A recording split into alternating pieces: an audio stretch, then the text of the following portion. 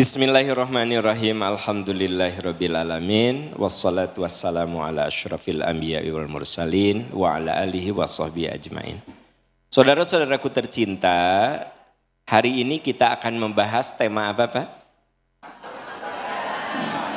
Menghapus dendam yang terpendam. Kenapa sih saya ingin membahas ini? Ya. Ini dilatar belakangi oleh beberapa hal sebenarnya, ya. Pertama, ada orang yang bercerai. Setelah bercerai itu saling membuka, kan ada dendam, Pak. Kalau misalnya orang bercerai, ya bercerai udah aja tuh bercerai, udah tutup buku, ya. Tapi setelah bercerai, si mantan suami membuka aib mantan istri dan sebaliknya. Menurut Anda karena apa terjadi itu? Karena dendam. Dendam itu kan keinginan keras untuk membalas karena merasa tersakiti. Jadi dendam itu keinginan keras untuk membalas. Ya. Jadi saya nonton di televisi banyak kejadian. Saya mulai misalnya kasusnya dengan ada beberapa orang bercerai. Ada yang setelah bercerai mereka keep. Dan mereka katakan inilah takdir Allah, saya harus berpisah. Dan semoga ini yang terbaik bagi kami. Dicolak-colek, dipancing-pancing, gak keluar. Kenapa mereka bercerai? Dah aja. Bahkan ada yang saya kagum sekali, dia bilang sebenarnya mantan suamiku tuh orang baik, gini. Dia cerita bahwa kebaikannya. Pasti ada keburukannya enggak? Tapi dia enggak ceritakan. Nah, belajar harus kayak begitu. Tapi ada juga begitu bercerai, wah dibongkar. Itu kan ada dendam. Maaf Bapak Ibu, kadang dendam itu bisa melahirkan korban-korban berikut. Anak itu bisa jadi korban ibu terhadap suaminya loh. Misalnya gini, suami istri bercerai. Kan ada ibu misalnya gini, pokoknya mama marah kalau kamu ketemu sama papa kamu. Mama gak ridho kalau kamu dikirimin duit sama papa kamu. Apalagi kamu gak ngomong ke mama. Saya ingin tanya, ini mantan istri yang dendam. Apa tadi dendam? Ingin membalas, kemarahan. Kira-kira siapa yang jadi korban? Atau sebaliknya, ada suami yang tidak pernah menafkahi anaknya. Karena anaknya itu bareng sama mantan istrinya. Ya memang dalam hukum Islam itu, dalam hukum negara, kalau anak belum dewasa, belum 17, belum 18 tahun, kalau bercerai itu ikut sama ibu. Berarti si bapak wajib, bapaknya bilang, nacis aing mah kudu mere duit. Kudu mere duit, harus ngasih, pasti itu dimakan sama ibunya. Nah Bu, berarti dia dendam sama siapa? Sama mantan istrinya. Nu korban saha? Nah jadi saya ingin membahas ini, banyak kejadian gitu loh. Jadi dendam itu akan membuat, apa Bu? Amarah yang tak terkendali gitu. Mungkin ibu akhir-akhir ini mendengar ada seorang remaja dipukuli sampai mati oleh seorang yang usianya lebih tua dari itu, 25. Hanya tepira cuma bilang ini, nggak bilang punten. Kan kalau orang lewat kan, permisi, nggak bilang permisi dihajar gitu kan. Saya sedih Bu ketika ada seorang ayah yang ngetepel guru. Ada usadaan gurunya saya tesok hariwang hari ayah guru nu dianiaya teh. Sebab kan sobat saya kan guru juga. Padahal si guru itu kan wajar menegur murid yang merokok. Bapaknya amarah dan dendam, dikatepel sampai mengalami kebutaan si guru itu. Jadi kenapa saya bahas masalah ini? Karena masyarakat kita sedang sakit. Dendam demi dendam itu sepertinya muncul ke permukaan. Orang kalau udah dendam, sebaik apapun, dicari-cari kesalahannya. Ya. Sekarang kalau saya dendam sama Ustadz Aan, walaupun Ustadz Aan ini benar, dicari-cari kesalahannya. Gitu. Dan orang yang dendam melihat orang lain yang didendami, ya, objek dendam nggak pernah baik. Butut, ya, gitu. Nah jadi ada kejadian anak dipukulin sampai mati. Hanya karena tidak bilang permisi. Ada guru yang ketepel sampai buta, gitu. Nah, terus ada lagi, ini sengaja saya datanya kumpulkan. Begitu Bu, ya. Nah, terus ada lagi, ternyata ada laporan, nih, pembunuhan karena dendam. Jadi orang membunuh itu menurut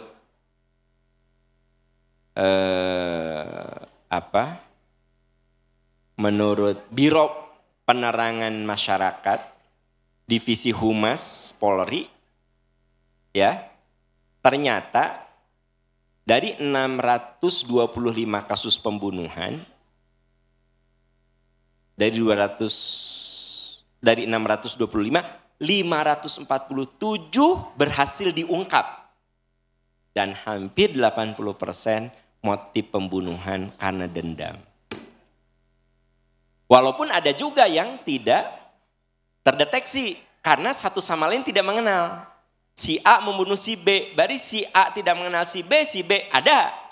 Tapi Anda bisa bayangkan, dari 625 kasus, 574-nya adalah kasus berhasil diungkap, 80%-nya karena dendam. Dendam itu betul-betul membahayakan. Makanya kenapa saya bahas masalah ini, karena di masyarakat kita udah mulai banyak sakit. Kebayang nggak? Dendam karena nggak dikasih rokok, dibunuh itu. Ya? Nah, walaupun saudara-saudara sekalian, nah ini ada penelitian penting ya gitu, bahwa dendam itu juga merupakan produk dari asuhan. Semakin traumatis masa anak-anak, kita nggak boleh menciptakan anak yang traumatis, terlalu galak, terlalu ditekan. Pokoknya gimana sih trauma? Itu semakin menjadi pemarah dan saat dewasa dia jadi pendendam. Ya. Gelas jatuh, prak, ya kan gitu. Nah, coba lihat tangannya, luka enggak? Jadi yang Anda perhatikan keselamatan, prak, ya Allah itu gelas mahal. Ibu suka yang mana? Yang gelas mahal atau tangan terluka? Nah, kalau misalnya anak jatuhin gelas, yang Anda harus peluk anak Anda, cucu Anda, lihat tangannya. Nah, nggak apa-apa. Lupa lihat kakinya, nggak apa-apa. Alhamdulillah, ya, dah aja, ya. Nanti tinggal hati-hati aja. Wah, mamah tete beli teti Tasik. Waktu bareng jong ini. Bu, apalah arti gelas? Apalah arti apa yang barang mahal di apa arti kristal? Ibu jalan-jalan ke Eropa, beli kristal, pecah sama anak ibu, pecah sama cucu ibu. Yang harus Anda katakan, coba lihat kakinya, bisa kena luka, coba lihat tangannya. Kalau bak gitu pasti dia kaget, aduh. Coba tempelin dada dia ke dada kita, duk gitu kan. Kebayang nggak? Udah gitu kok Anda dimarahi. Tahu nggak kalau itu akan menimbulkan trauma. Dan nanti pelan-pelan anak seperti itu akan jadi pendendam. Jadi makin traumatik anak di waktu kecil, maka dia makin jadi pendendam. Makanya ada anak yang tidak pendendam. Ya, makanya hati-hati. Kenapa saya bahas ini? Karena trauma dan pemarah itu ada kaitan dengan pola asuh di waktu kecil. Gitu. Ada istri yang jadi pendendam. Padahal dulu dia tidak pendendam. Itu karena dia punya suami yang terlalu keras. Segala nggak boleh. Sering dimarahi, sering dihinakan, sering dipelototin, sering dinistakan. Ada trauma dalam rumah tangga. Nah, makanya jangan heran kalau ada seorang perempuan sampai berani akhirnya memutilasi suaminya. Dicacag, you know.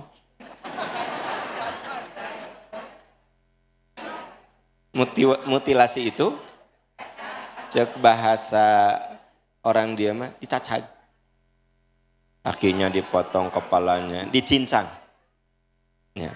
Bu, padahal itu seorang perempuan yang tidak pernah kasar. Ternyata selama 13 tahun dia dalam tekanan, trauma, amarah, dendam. Nah gitu. Atau sebaliknya, ada juga laki-laki yang sampai bukan membunuh istri, ya, menganiaya dulu. Ya, sudah dibunuh, dianiaya. Ya. Makanya jangan heran, ingat Hindun itu sangat dendam sama Hamzah. Ya, Hamzah itu sudah meninggal. Dilempar tongkat sama Wahsy. Hindun bilang, Wahsy, kamu akan saya merdekakan. Satu saja, kamu kan jago melempar tongkat, melempar tombak. Sasaran kamu mah satu, Hamzah. Benar, tombaknya akurat dilemparkan ke Hamzah. Hamzah meninggal, syahid. Karena Hindun teh dendam, kan udah mati tuh. Dibelah dadanya. Diambil jantungnya. Dikunyah. Siapa yang melakukan itu? Perempuan. Siapa yang melakukan itu? Bukan Abu Lahab, bukan Abu Jahal. Perempuan. Bernama? Bapak-bapak, lihat ke saya semua. Jangan main-main dengan perempuan yang sudah ada dendam. Itu teh sejarah. Ibu-ibu jangan main-main dengan laki-laki kalau sudah ada dendam. Ya. Jadi dendam itu, dendam, amarah itu akan jadi nyatu. Jadi kenapa saya bahas ini? Ini sebenarnya lebih ke saya baca berita, saya dengerin informasi, aduh sedih juga ya. Hanya guru sampai dikatepel, matanya sampai buta. Ada dendam dari orang tua, padahal si guru itu benar. Kan kalau kita nyekolahin anak teh supaya anak kita benar kan? Begitu dibenerin, dilurusin sama guru, diketepel teh gurunya. Kan gitu. Dah kalau orang tuanya nggak dendam, ya, makanya dendam itu bagian dari penyakit jiwa. Ya, ibu, ada ente orang yang ibu dendami? Ada. Bapak ada. Nah, bapak kudu sembuh ya. Saya didoakan bapak sing sehat, sing selamat dunia akhirat. Karena ternyata, nah nanti ya, kalau psikolog, psikiater membahas dendam itu bisa dilihat dari sisi fisik dan bisa dilihat dari sisi psikis. Karena studi mengungkapkan bahwa orang dengan depresi dan kecemasan di masa kecil yang terlalu dalam cenderung tumbuh menjadi orang dewasa yang pemarah dan pendendam. Gitu. Jadi akhirnya pendendam dan pemarah itu juga tidak bisa dilepaskan dari perjalanan hidup seseorang. Berarti kalau kita sering dengar berita di negeri kita ini yang membunuhnya brutal, ya, kemudian amarah yang tak terkendali, nah berarti kan banyak yang mengalami traumatik sebenarnya. Kan ini PR kita, Pak, Bu. Nauzubillah, jangan sampai kita, anak cucu kita, ya, mengalami hal ini. Makanya pendendam itu merupakan bagian dari gangguan kepribadian dan gangguan kejiwaan sebenarnya, ya, gitu. Nah, saudara-saudaraku tercinta, ya, jadi dendam, amarah itu pada akhirnya dekat dengan kejahatan. Pada akhirnya. Bisa kejahatannya pembunuhan, bisa penganiayaan, bisa kezoliman. Ya. Ada seorang suami yang digugat cerai sama istrinya. Jatuh talak dari pengadilan agama. Kalau laki-laki itu tidak ada dendam dan memang tidak akan bisa melanjutkan, udah aja terima, benar nggak? Tapi ayah kan naik banding. Banding. Anda tahu nggak? Kalau banding berarti si perempuan itu belum 100% punya akta cerai. Kan banding, tahu nggak? Banding nete sengaja dilambat-lambatin setahun, 2 tahun. Intinya apa? Supaya si mantan istrinya itu menderita. Sok ya, mau bisa kawin maneh. Nah, dendam membara, kata istilah Pak Kiking mah. Ya jigana saya teh salah judul, karena dendam membara. Itu mah juga film tahun 80-an. Dendam membara. Gitu. Jadi ada orang yang sengaja aja digantung istrinya teh. Apa katanya? Kalau lu berani nikah, gue penjarakan. Kenapa dipenjarakan? Ya kan dia belum punya akte cerai. Terus dia nikah. Wah, bagi suami yang dendam, sisi lemah. Dilaporkan ke polisi. Diadili. Dipenjarakan. Karena dia menikah dalam keadaan belum. Ari dia mah bisa nikah. Sebelen. Bukan secara hukum negara. Tong melotot ke saya tuh. Sebelen. Pak, kalau jadi ustad kadang orang kudu sabar, Pak. Kabayang tuh, duduk paling depan, sebelen saja. Nah, jadi orang. Kabayang tuh. Aku kan cuma menjelaskan. Ketika seorang laki-laki yang bercerai itu ingin ya menyakiti mantan istrinya, ya gampang. Apa? Digantung. Caranya apa? Banding. Kalau banding berarti belum 100% cerai. Aktenya nggak akan diakui sebagai akte cerai. Kan banding. Masih dalam proses. Banding teh bisa sebulan, 2 bulan, 1 tahun, 3. Ya yang sudah 5 tahun nggak masih banding terus. Terus gimana? Nggak bisa nikah itu secara hukum negara. Kenapa itu terjadi? Dendam. Bu, pokoknya dendam sangat membahayakan aja. Ibu, sebaik apapun suami ibu, kalau ibu sudah dendam, jelek suami ibu. Ya, salah, udah dendam, gitu. Ayatnya di sini ke suami itu selalu suami teh salah aja di mata Anda teh. Ada. Coba evaluasi hatimu itu ada dendam. Kan gini, ada marah, ada dendam. Marah mah gini, si ayah teh gimana sih?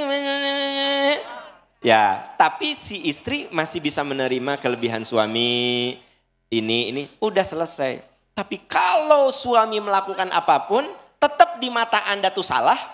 Tetap di mata Anda itu eta mah tipu daya, eta mah buaya, di otak Anda tuh udah terpatri, terbentuk, pokoknya ngelakuin apapun pasti ada unsur nipu saya. Ada dendam pada diri Anda. Ya. Jangan sampai kita ahli ibadah, rajin tahajud, tapi dendam. Ya.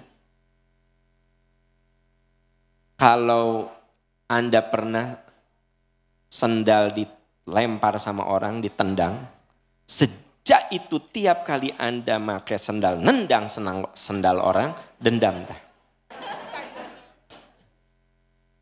Jadi kalau pengajian penuh kayak gini dimanapun, saran saya kan Anda bawa tas sendal. Tas sendal, masukin dah.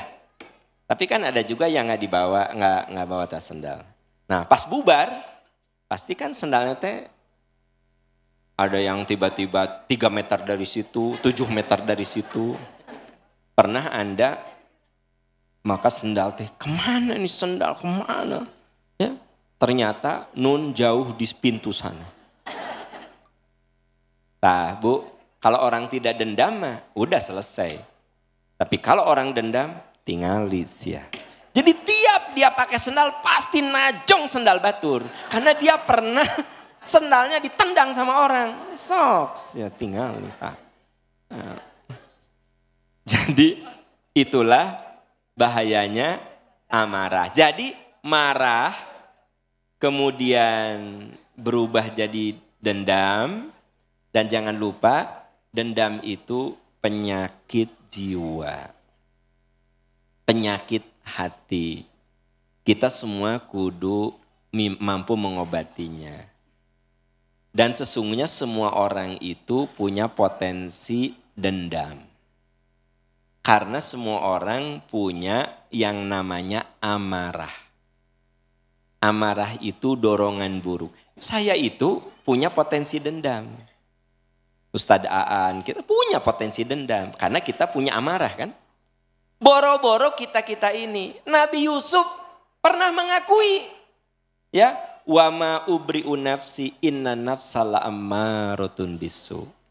Aku tidak menganggap diriku suci dari kesalahan. Dan aku teh punya amarah. Dorongan buruk. Ustadz diawasilah. Surat Yusuf ayat 53. Dah ya, kita baca sama-sama ya. Dari ta'awuz. A'udzu billahi minasy syaithanir rajim. Wa ma ubarri'u nafsi. Innan nafsa la'ammaratun bis-su'i illa ma rahima rabbi. Inna rabbi ghafurur rahim.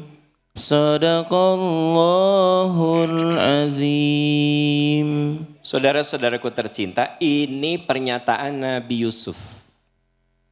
Wa ma ubri'u nafsi, aku tidak mengatakan diriku suci dari kesalahan. Jadi manusia mah tidak ada yang suci dari salah. Ya. Anda tahu kalimat ini muncul ketika ada cerita bahwa Nabi Yusuf diajak berbuat dosa sama Julaiha. Bukan berarti Yusuf tidak selera. Ya, Yusuf, kenapa kamu nolak? Selera. Ya.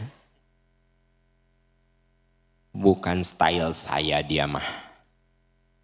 Apa kata Yusuf? Wa ma ubri'un nafsi. Aku tidak menganggap diriku suci. Makanya di ayat sebelumnya atau sesudahnya ada kata-kata falamma hammat bihi wa hamma biha. Sebenarnya Julaiha itu, wanita itu tertarik kepada Yusuf dan Yusuf pun tertarik sama wanita itu. Jadi Anda kira Yusuf tidak tertarik? Tertarik. Sama godaannya. Tapi Yusuf berjuang untuk melawannya. Melawan perasaannya. Makanya dia lari ke pintu. Keluar. Kalau udah di luar kamar mah paling tidak masih ada dayang-dayang yang lain, pembantu-pembantu yang lain. Kalau di kamar mah kan peluangnya menjadi sangat kecil. Lari ke pintu. Makanya perempuan itu menarik bagian belakangnya. Robek itu bagian belakang. Makanya kata si hakim, kalau yang robek itu bagian depan, berarti Yusuf yang salah. Kalau yang robek itu bagian belakang, berarti Yusuf lari, dipegang, ditarik begitu. Ya. Berarti Yusuf tuh lari dari dorongan buruk. Kalau saya jadi Yusuf mungkin saya juga lari ke pintu. Kunci-kunci.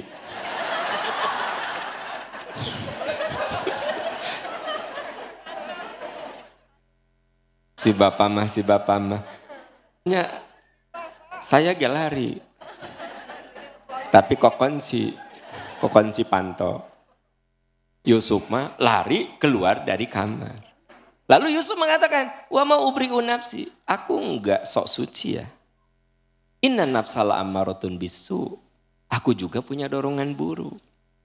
Illa ma rahimar rabbi, ya. Kecuali karena Tuhan menyayangi aku, sehingga aku punya kuasa untuk menolak. Inna rabbi laghafurur rahim. Sungguh Tuhanku maha pengampun, maha penyayang. Jadi teman-teman semuanya, ini menjadi isyarat bahwa siapapun yang namanya manusia pasti berpeluang berbuat salah. Ada peluang berbuat salah. Karena dalam dirinya ada yang disebut dengan amaroh. Amaroh itu tidak selamanya amarah gitu loh. Tapi amaroh itu adalah dorongan buruk. Ya. Tapi amarah juga bisa berbentuk kemarahan. Nah, apa itu marah? Apa itu marah? Marah itu rasa yang membuat mulut Anda lebih cepat dari otak Anda. Bu, kalau mulut Anda lebih cepat dari otak Anda, tak eta teh berarti marah. Pak, kalau kita ngomong sama anak, sama meh otak teh lisan dulu ngomong. Kalau saya ngomong sama anak buah saya, ya, sama murid saya, mulut saya lebih cepat dari otak saya, itu dipastikan marah. Karena harusnya otak kita lebih cepat daripada mulut kita. Kalau otak kita ada di depan, mulut kita di belakang, berarti pasti omongan kita terkendali. Kenapa banyak suami yang hatinya hancur, tak berbentuk? Ya. Hancur sehancur-hancurnya. Karena istrinya seringkali ngomong, lisannya lebih cepat dari otaknya. Pas ditegur sama suaminya teh gini, mamah teh solehah mun keur teu ngamek. Mun geus ngamek ya Allah, mamah teh iraha mamah ngamek ih. Kabayang teu? Maneh we teu nyadar. Ngamek. Iraha sok mamah nyarios gitu iraha. Tara mamah mah. Nyamun ke otakna di bahareup. Jadi kalau otaknya di depan, kapan? Nggak mungkin lah mama nyakitin ayah. Suami itu harus dimuliakan, harus dihormati. Ya, sejelek-jeleknya imam adalah imam. Mama tuh tahu dari Ustaz Aam. Sejelek-jeleknya imam adalah imam. Imam mah kalau lagi sholat salah juga kudu diikuti. Kasih tahu subhanallah. Bukan auzubillah kan. Ya. Tapi subhanallah maksud. Nah ayah mamah teh belajar dari Ustaz Aam begitu. Anda bagus ngomong da otak Anda di depan. Mulut Anda di belakang. Tapi coba mun keur ngamek. Otak mah di dapur keneh. Iya lisan mah geus di ruang tamu atuh. Otaknya di belakang keneh.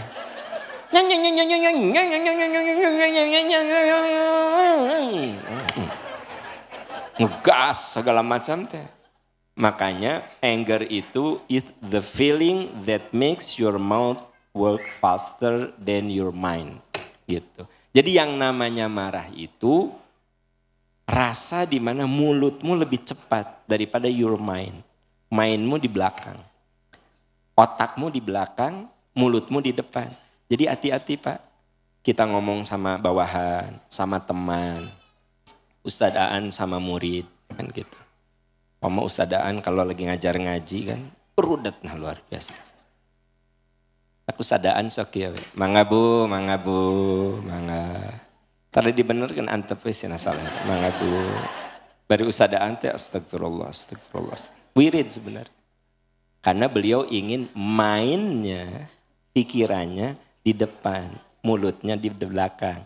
Artinya biasakan kita ini menempatkan lisan kita selalu di belakang pikiran kita. Kita menempatkan perilaku kita di belakang, jadi pikiran kita di depan. Itu sebabnya kenapa Nabi mengatakan, kalau kamu marah, ta'awuz. A'udzubillahi minasyaitonirrajim. Kalau masih marah juga, duduk. Masih marah juga, coba bobokkeun berbaring. Kan nggak mungkin keur bobok teh, ayah teh gimana tuh? Eta mah kan nyalinur namanya. Bener tuh. Nah, kan? Kalau masih marah juga, wudu. Masih marah juga, sholat. Insya Allah, kalau kita lagi sholat, itu main kita di depan. Pikiran kita di depan. Allahu Akbar. Allahumma ba'id baini. Wa baina kama ba'adta. Otak Anda di depan. Kalau lagi sholat. Tapi kalau enggak ada orang sholat, otaknya di belakang, lisannya di depan. Allahumma ba'id baini wa baina khotoyaya kama ba'adta bariki umana. Masyrik wal mukrib. Ya, benar enggak? Jadi saudara-saudaraku tercinta, dendam itu hati-hati. Semua yang hadir di sini, saya ada peluang dendam. Karena kita punya marah. Karena marah itu, dendam itu biasanya dimulai dari marah. Dan pelajaran yang tidak boleh dilupakan oleh kita, coba didik anak kita dengan kelembutan, dengan cinta kasih, dengan kearifan. Karena riset menunjukkan anak-anak yang mengalami traumatis, sering dibully, ditekan sama orang tuanya, itu cenderung lebih pendendam daripada anak yang dibesarkan dengan cinta kasih. Makanya ada ungkapan, bila anak dibesarkan dengan caci maki, dia belajar rendah diri. Bila anak dibesarkan dengan motivasi, dia belajar percaya diri. Bila anak dibesarkan dengan cinta kasih dan persahabatan, dia belajar menemukan cinta dalam hidupnya. Jadi kalau kita selalu bicara sama anak dengan penuh kasih sayang, berarti main kita, pikiran kita didahulukan. Jangan sampai emosi ada di depan. Apa yang terjadi? Walaupun kita marah sama anak, terkendali. Walaupun kita marah sama suami, terkendali. Walaupun kita marah sama istri, terkendali. Walaupun kita marah sama anak buah, Pak, terkendali. Bahwa kita marah itu dijelaskan, kenapa saya marah? Kenapa kamu harus berubah? Jadi jelas. Jangan sampai ibu teh marah-marah aja. Mama, kenapa marah? Mikir kamu. Kenapa marah-marah? Cek anaknya, nah. Mungkin tuh anak ibu gitu. Suami ibu gitu.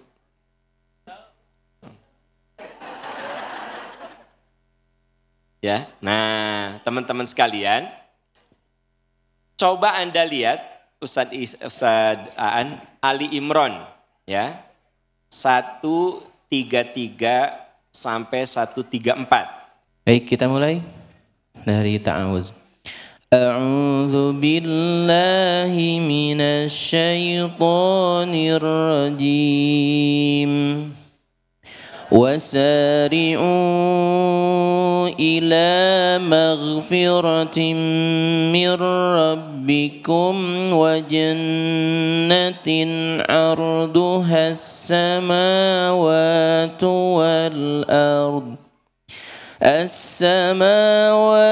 والأرض أعدت للمتقين الذين ينفقون في السراء والضراء والكاظمين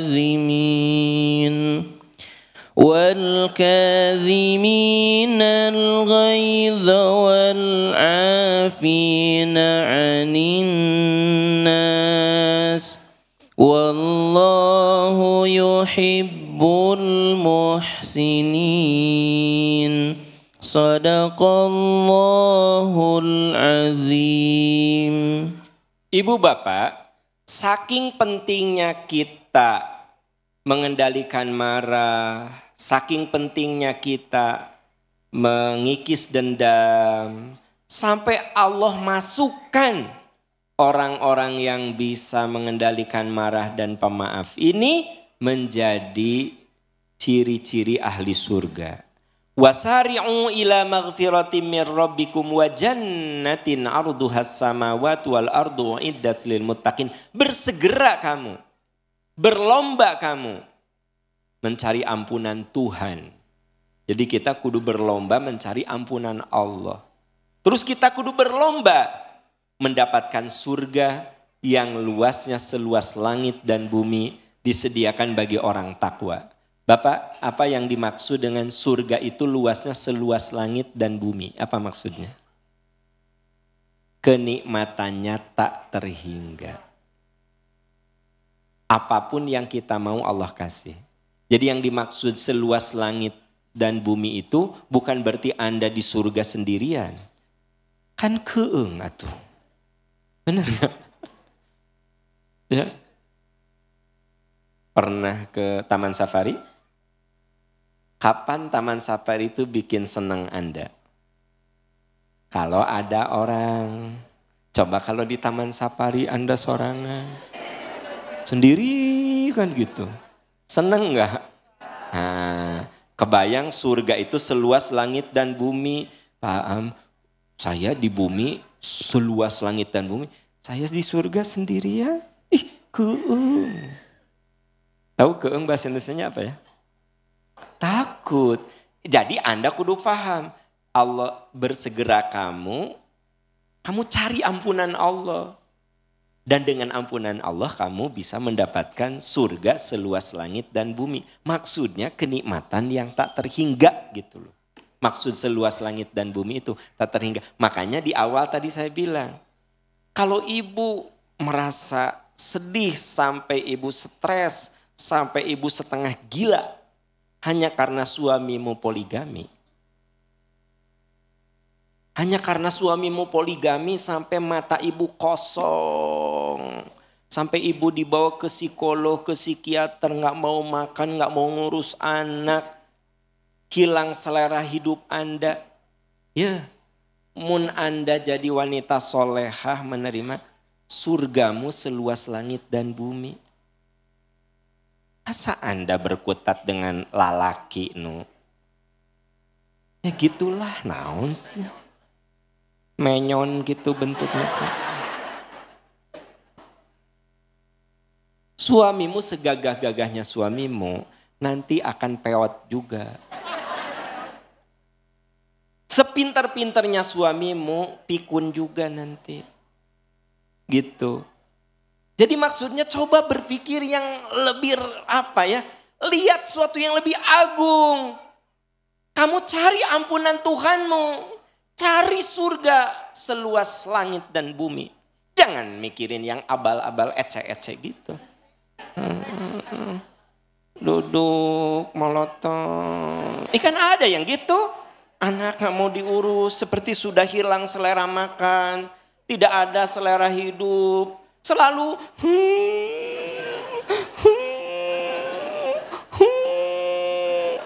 sugante nu ditangisi teh surga seluas langit dan bumi.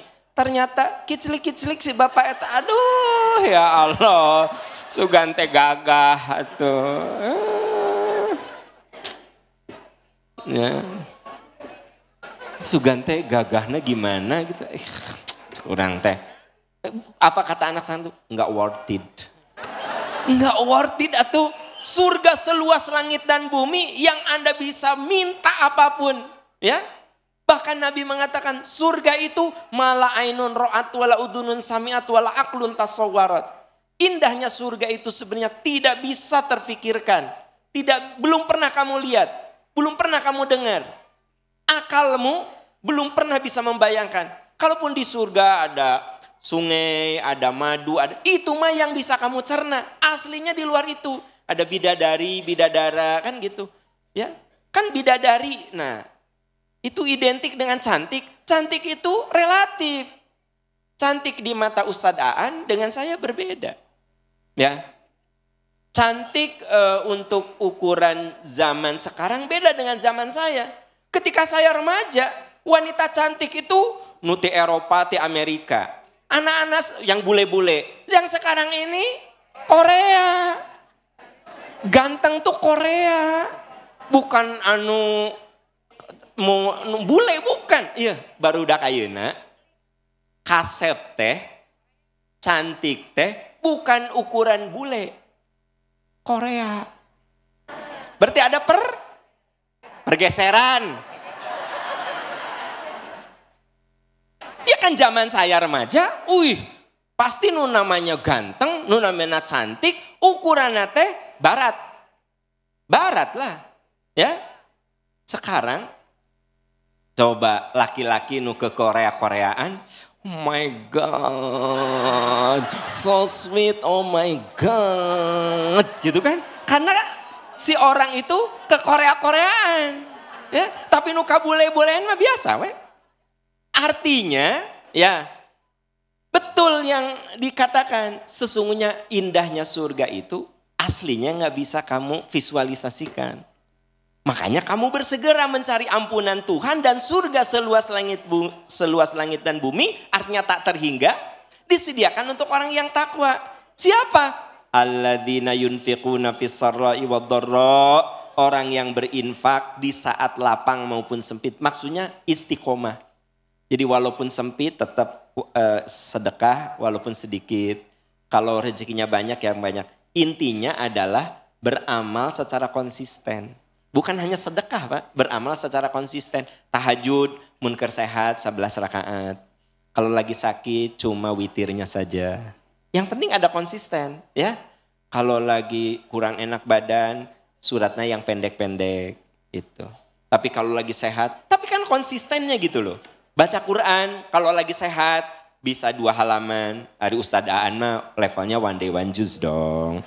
Ya, misalnya saya kalau lagi sehat 2 halaman, beliau sejuz, jangan dibanding-bandingkan lah ya. Nah kan gitu, 2 halaman beliau sajuz. Tapi munker saya sakit, nggak enak badan, mungkin saya cuma 5 ayat. Tapi yang Allah itu konsistennya.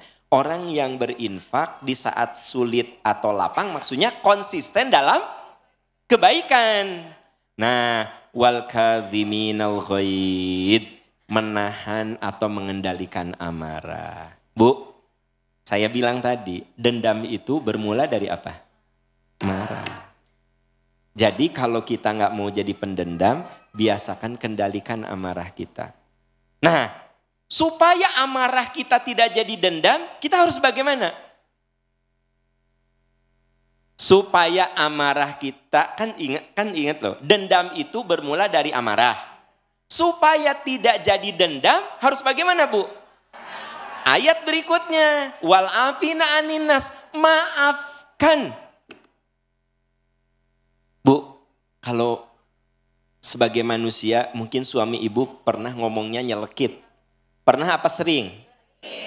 Bapak, hai Bapak, tinggali dia, geningan sering.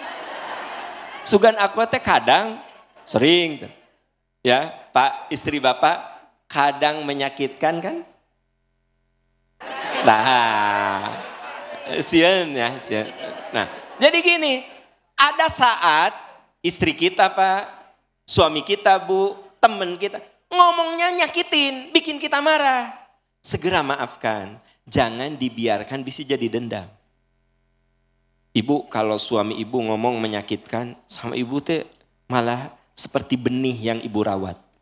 Ibu pupuk, ibu siram, ibu makin, maka gini loh Bu, gini ya. Ada orang yang begitu sudah misalnya setahun, 2 tahun, 15 tahun, ya ada konflik tah. Ada suami yang ngomong gini, aku tuh ya selama rumah tangga 15 tahun, aku tuh ya, ribet. Dosa-dosa ibu disebutkan. Berarti suamimu apa? Merawat marah jadi dendam. Ada orang yang gini, saya tersinggung sama istri saya. Mungkin istri saya lagi capek ngomongnya, lagi emosian, sampura lah. Selesai, saya maafkan. Tidak akan bertumpuk Pak, nggak akan jadi dendam. Tapi kalau omongan istri saya, benernya awewe mah di alam dunia kabeh gitu. Disimpen tah. Satu saat istri saya ngomong nyelekit lagi. Bener kurang ajar bisa. Disimpen tah. Setelah 20 tahun meledak. Dikeluarin semua. Tah eta pendendam. Jadi kalau Anda pernah punya teman, ya, ada konflik terus dia bilang, lu harus tahu ya sebenarnya ya. Ibu kaget. Ternyata dia mengeluarkan unek-unek. Sekian belas tahun Anda bersahabat dengan dia tuh sering kecewa ini. Nah berarti amarahnya dipupuk dan akhirnya jadi dendam. Tapi Islam mengajari kita, coba kalau kamu disakiti orang, kendalikan marahmu, maafkan. Marah, maafkan. Jadi tidak mengendap, tidak jadi dendam. Ya udah selesai. Makanya ada orang yang rumah tangga. Ya. Karena dia disakiti tapi tidak dipupuk. Begitu bercerai. Ya sudah. Bahkan orang mancing-mancing. Ibu kenapa? Ya udah ini mah takdir dari Allah. Mudah-mudahan dia bahagia. Saya juga bahagia. Udah ya teman-teman udah ya. Makasih ya. Yang jelas aslinya dia orang baik. Nah berarti dia kesal sama suami tapi tidak dipupuk. Buktinya apa? Tidak jadi dendam. Tapi ada juga. Gue ceritain sama Allah semua ya. Asal lo tahu, selama gue rumah tangga, gue tuh ya berebet. Berarti ada kemarahan, dipendam, akhirnya dendam. Makanya Islam memberikan satu solusi terbaik. Apa? Al-kadhiminal ghaidh. Kendalikan marahmu. Karena siapapun bisa bikin kita marah. Siapapun. Suami ibu bisa bikin marah. Anak ibu bisa bikin marah. Istri kita bisa bikin marah. Teman kita bisa bikin marah. Ya, ucing wae bisa bikin marah. Ucing teh di jalan. Tidit kalau gue lepak gitu kan. Bayang teh. Ya kita lagi bawa mobil. Ya, iya tidit. Ayah nu tidit lompat ucing teh. Tidit gue lepak. Aduh, aku teh turun. Sok terus. Aman, naik deh. Pas naik teh ngudag deh kan itu. Golepak deh. Ucing wae pika keheuleuh. Eta ucing saudara. Komodi salaki Anda. Ucing itu pika keheuleuh. Kadang-kadang pika lucuan. Suami kayak gitu.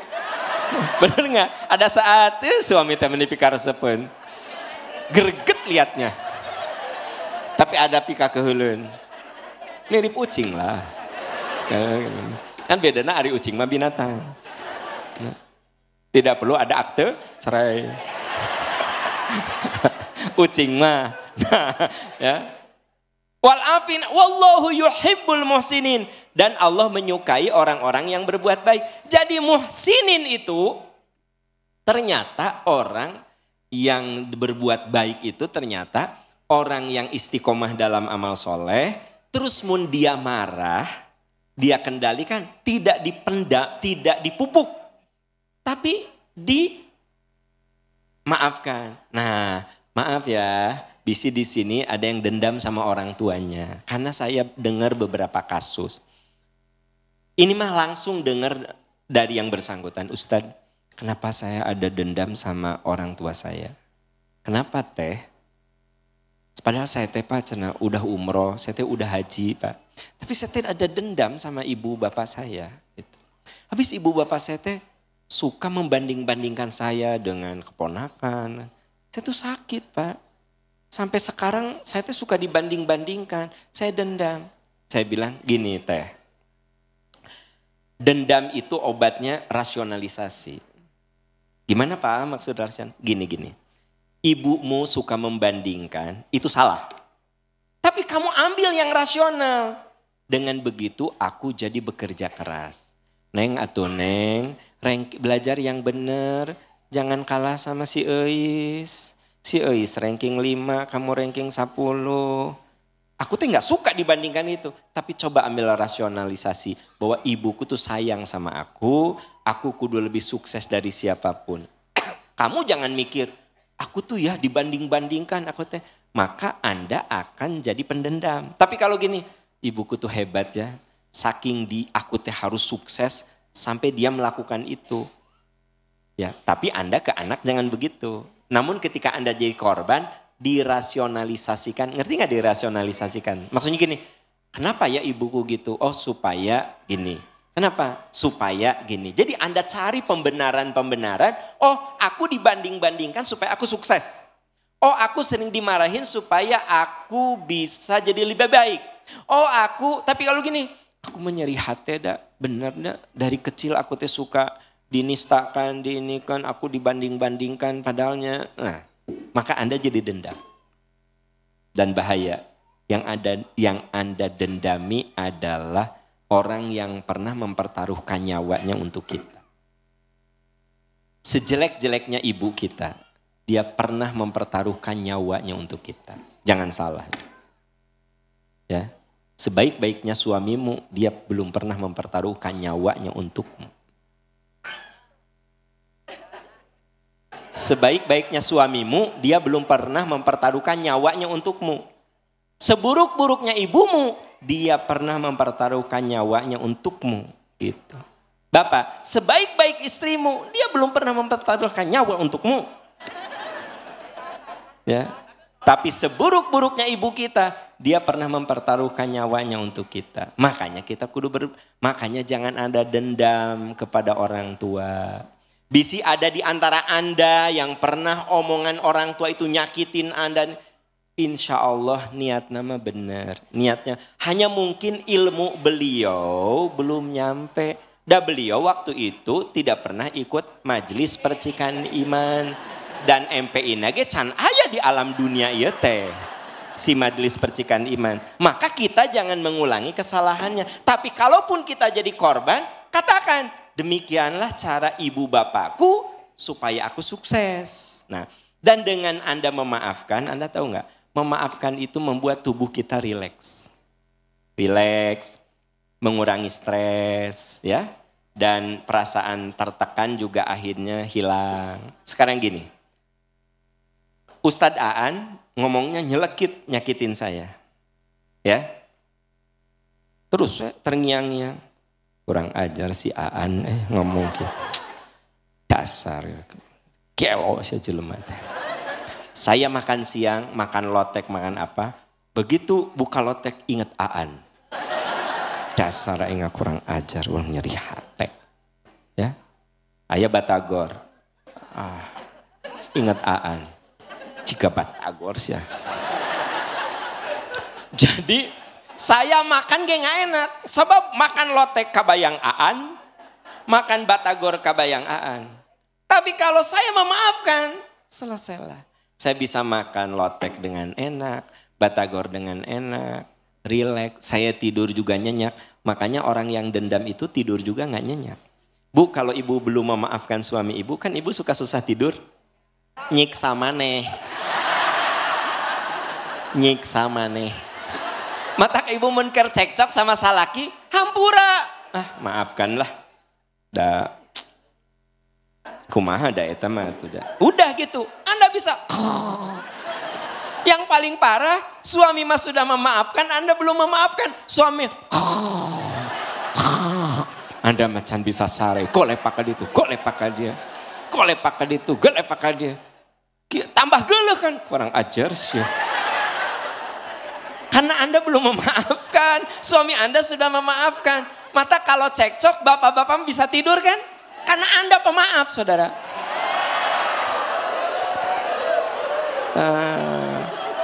Ya. Jadi sebenarnya hidup mah kalau ingin nyaman, ingin rileks, pemaaf. Ya, saya lagi bawa mobil, ya kan gitu. Ayah ibu-ibu, susuruduk, ya kan gitu. Ya. Susuruduk itu kan, rihting ke kanan, belok ke kiri. Wajar dong saya kaget. Rada ditidit, saya ditit. Naon sih, kalau kamu lotot. Saya dihampura, antem. Gitu. Tapi lamun saya tadi maafkan, motor butut, naon sih. Dasar. Yang gitu, melak gitu kan. Di tengah ente, di sisi ente. Rihting ke kanan belok ke kiri, rihting ke kiri belok ke kanan, gitu, golengan gitu. Terus gitu teh pas ditidite, lin minggir kalah kak, apa sih? Gitu kan, bari molotot ke orang teh, apa sih? Cek orang, lin apa-apa, minggir kamu. Karena di pinggir lega masalahnya, dia di tengah, mending ngebut. Ya wajar kan? Tidit gitu, itu gedak, tit nggak gitu, tit gitu ongkon, ngotot. Terus dia cina, apa sih? Gitu. Terus kali-kali bari mau manyun ke, mentang mobil bagus, gitu. Cek orang, emang bagus mobil orang, kan gitu. Tapi kan teu kudu dilawan, bener tuh, antep gitu. Tidit, relax, aku mah. Karena manehna dendam, terus mepet gitu. Di kecos sedikit guling, tapi kan diantep kan. Tong sarua gelo, saudara. Nah, jadi artinya kalau kita memaafkan kita akan rileks. Rileks, Pak. Bisa tidur nyenyak, makan enak. Tapi kalau Anda tidak memaafkan, nanti amarah itu jadi dendam. Terus, nah itu bahaya gitu. Bahkan bisa merusak fisik kita. Ya, gitu. Bu, itu baru pengantar ya. Udah baru pengantar. Nanti ada satu kali pertemuan lagi bahas tentang dendam. Ya. Tadi baru pengantar dengan ayat-ayatnya ya gitu. Ibu bapak demikian, kita akhiri dengan doa kafaratul majlis. Subhanaka Allahumma wa bihamdika asyhadu an la ilaha illa anta astaghfiruka wa atubu ilaik. Walhamdulillahirabbil alamin. Wassalamualaikum warahmatullahi wabarakatuh.